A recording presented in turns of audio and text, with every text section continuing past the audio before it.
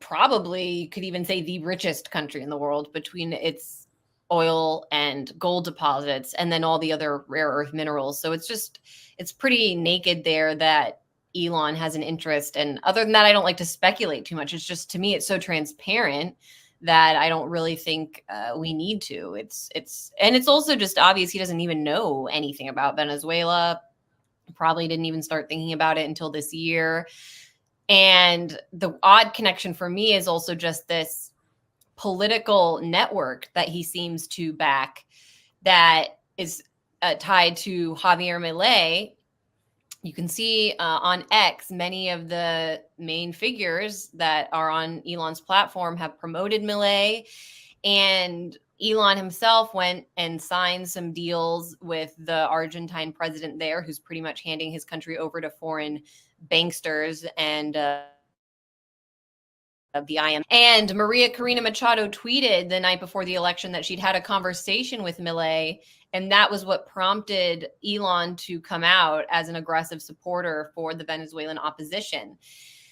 It's funny to juxtapose Milei against Maduro because people may be aware that part of the corporate coup launched against the Venezuelan state in 2019 was the decision from Britain to hold on to billions of dollars worth of Venezuela's gold bullion. And this was gold that had been stored years prior in London in the Bank of England's vaults that belonged to the sovereign government of Venezuela.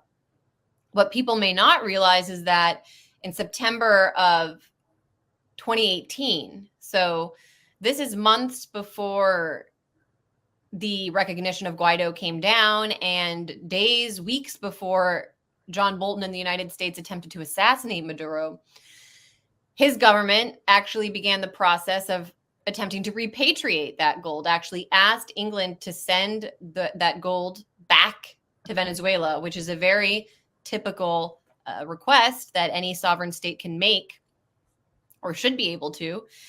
And it was only thanks to the rollout of this shadow coup government that London was able to say, oh, actually, we don't know who runs the Venezuelan government, so we have to sit on this gold indefinitely, conveniently at a time when London was facing a gold shortage. And Milei, meanwhile, comes into power claiming to be this, renegade libertarian who's really just a neoliberal globalist rebranded. I mean, libertarians in the US see what he's doing in terms of gutting the Argentine state, but that's not anything new in Latin America or the world. If you're running an IMF backed government, that's not libertarian, that's neoliberal. If you're tying your currency to the dollar and letting foreigners come in and make decisions about your economy, I don't think you can be considered a libertarian.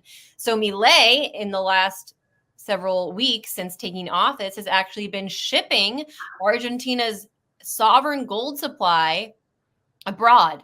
And he actually tried to do this secretly without getting caught. And now he's trying to keep the destination secret. I'm willing to bet it's London. But I mean, this is why we have to really question this. I've seen figures describe the block that Elon represents as mainstream alternative media. I have to credit David Icke for coming up with that term because he did. And I think it's a really accurate description of what we see